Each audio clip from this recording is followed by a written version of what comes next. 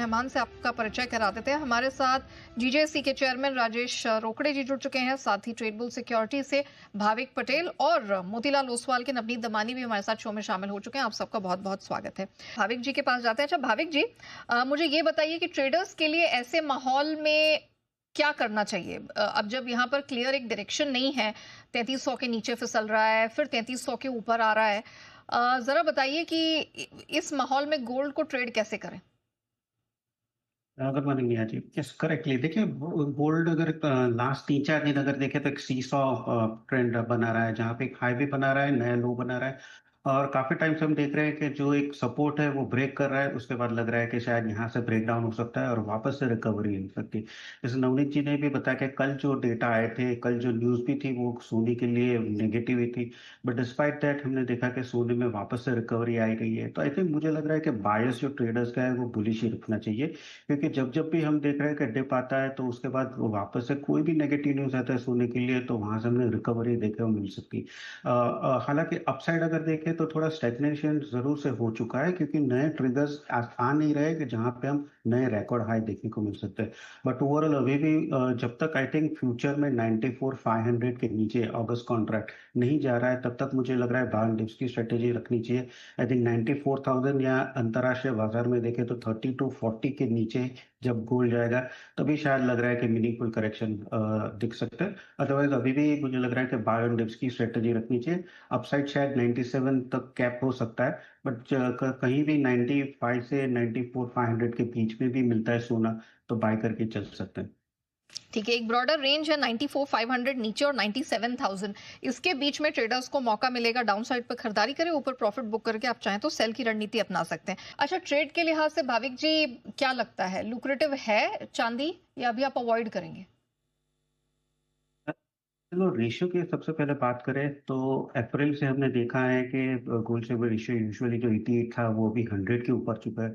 और पूरे मई में 100 के ऊपर है। दैट मीन्स कि अभी भी सोने के कंपैरेटिवली सिल्वर काफी अंडर परफॉर्म है। और हिस्टोरिकली हमने देखा है कि चांदी, जैसे सब हम पता है कि इंडस्ट्रियल मेटल है 60%, तो चांदी तभी आउट परफॉर्म करती है सोने पे कि जब अगर इकोनॉमी है वो एक्सपांड होती है, जहां पर डिमांड रहती है। अभी अगर देखें तो ये टैरिफ की काफी अनसर्टनिटी है, तो उसकी वजह से सेफ हेवन बाइंग जो फ्लो जो हो रहा है वो सोने में जा रहा है। इसी वजह से चांदी जो है वो लगातार हम देख रहे हैं कि अंडर परफॉर्म कर रही है। यस, चांदी में काफी स्ट्रांग पोटेंशियल है, बट मुझे लग रहा है कि चांदी की जो पोटेंशियल है वो तब दिखेगी जब ये ट्रेड टैरिफ ये यूएस के साथ दूसरे कंट्रीज है वो कम हो रहेंगे, या तो फिर कोई ट्रेड डील होगी, तो उसके बाद एटलीस्ट अनसर्टनिटी कम रहेगी, इकोनॉमी थोड़ी एक्सपांड होगी। तब हम देखेंगे कि चांदी में डेफिनेटली एक्सपांशन ज्यादा दिखने को मिल सकता है। अभी भी जैसे नवनीत जी ने भी बताया कि सोने के मुकाबले चांदी अगर देखें तो थोड़े ज्यादा अच्छा लग रहा है, तो मुझे भी लग रहा है कि अगर हम चांदी थोड़ा वेट करना चाहिए। 94 से 92,000 के बीच में अगर आता है तो डेफिनेटली 88,000 के स्टॉप लॉस से बाय कर सकते हैं। अभी मुझे लग रहा है कि एटलीस्ट ईयर एंड तक या नेक्स्ट फर्स्ट क्वार्टर तक हमें चांदी 1,08,000 से 1,10,000 के बीच में देखने को मिल सकती है। अम, भाविक जी जरा बताएं, कच्चे तेल में आज या छोटी अवधि के लिए क्या स्ट्रैटेजी है? देखिए, कच्चे तेल में मिड मई से हम देखें तो 5150 या 5120 जो एमसीएक्स में कॉन्ट्रैक्ट है वो एक सपोर्ट बन के आ चुका है। ऊपर में देखें तो 5400 का रेजिस्टेंस है। तो आई थिंक ये पूरे महीने में 250 के रेंज में ही ट्रेड कर रहा है। हालांकि कल जो ओपेक प्लस की बैठक आने वाली है तो उस पर थोड़ा आगे जाके थोड़ा गाइडेंस मिलेगा, बट क्योंकि अभी फिलहाल सपोर्ट के नजदीक है तो मुझे लग रहा है 5100 के नीचे जाता है तो ये थोड़े मीनिंगफुल करेक्शन आ सकते हैं, क्योंकि सपोर्ट के नजदीक है तो एटलीस्ट इंट्राडे पर्पज से मुझे लग रहा है कि बाय करके चल सकते हैं 5100 के स्टॉप लॉस से। और टारगेट ऊपर का रख सकते हैं 5250 से 5300 का। टारगेट भी छोटा रहेगा क्योंकि ओपेक प्लस की बैठक में जो आने वाला है उसकी वजह से नेक्स्ट वीक में हमें थोड़ी वॉलेटिलिटी ज्यादा देखने को मिल सकती है। ओके। अच्छा, लेकिन एक थोड़ा सा प्राइस आउटलुक ले लेते हैं। भाविक जी जरा बताइए, हम देख रहे हैं तरह तरह के यहाँ पर आउटलुक निकल कर आ रहे हैं दुनिया भर के ग्लोबल बैंक्स की तरफ से, और बायस थोड़ा वीकनेस की तरफ है। सब ये मान रहे हैं कि न सिर्फ 2025 बल्कि 2026 में भी कीमतों में यहाँ नरमी का रुख बना रहेगा। क्या आप भी इस बात से इत्तेफाक रखते हैं या आपको लगता है कि कुछ डिमांड रिवाइवल का सपोर्ट मिलेगा?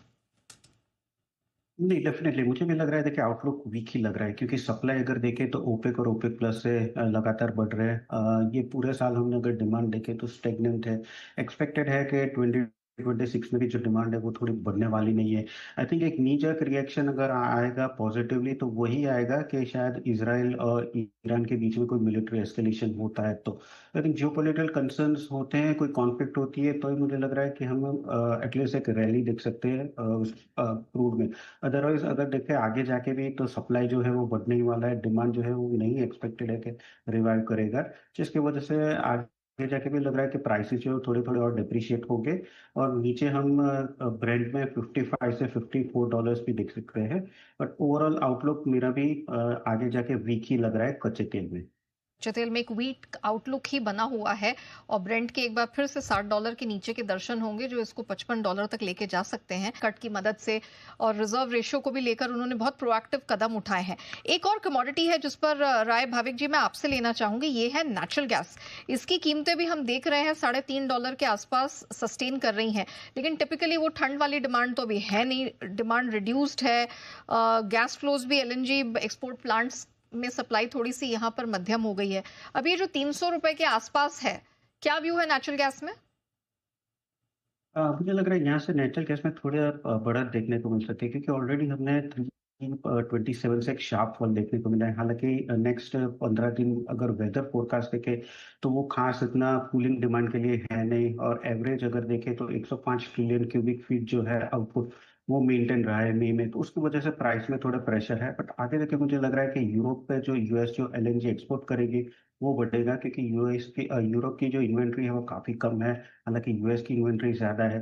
तो यहाँ से मुझे लग रहा है कि 280 से 300 का एक बेस जरूर से बन सकता है नेचुरल गैस में, और थोड़ा रिवाइव हो सकता है। तो 280 के स्टॉप लॉस से एटलीस्ट शॉर्ट टर्म के लिए मुझे लग रहा है कि थोड़ा रिवाइव नेचुरल गैस में देखने को मिल सकता है 320 से 325 के लेवल तक के लिए। ओके, चलिए, तो ये पूरा सिनेरियो बन रहा है commodity market, non agri commodities and currency market में।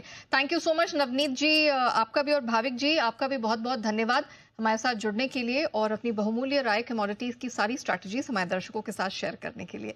इसी के साथ शो को हम रैप अप करते हैं, लेकिन बने रहिएगा जी बिजनेस के साथ। ब्रेक के उस पार